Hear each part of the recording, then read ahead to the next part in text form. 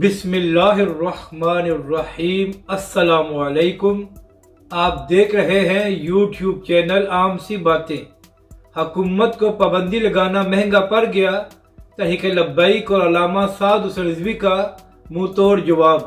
اس video میں ہم اسی کے متعلق بات کریں گے۔ ناظرین کرام، اس سے پہلے یہ خبر سامنے آئی تھی کہ تحریک لبیک کے سربراہ علامہ سعد حسین رضوی پر یہ پابندی لگا دی گئی ہے کہ وہ محرم کے مہینے میں حافظ آباد میں داخل نہیں ہو سکتے۔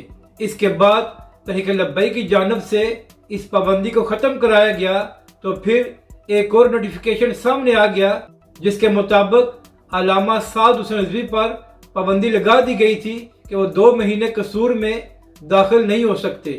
تو ناظرین کرام، تحریک لبیک پاکستان نے اس پابندی کو ختم نہیں کرایا بلکہ حکومت کو منہ توڑ جواب دیا ہے۔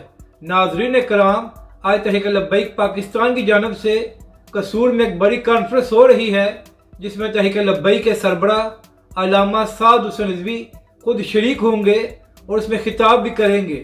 یعنی کہ تحریک لبیک پاکستان نے حکومت کو پیغام دیا ہے کہ کسی میں اتنی ہمت نہیں ہے کہ پاکستان کی ایک بڑی سیاسی اور مذہبی جماعت کے سربراہ پر بغیر کسی وجہ کے پابندی لگا دی جائے۔ اپنی رائے کا ضرور اظہار کریں کہ آپ کو یہ ویڈیو کیسی لگی اور ہمارے اس چینل کو بھی سبسکرائب کریں۔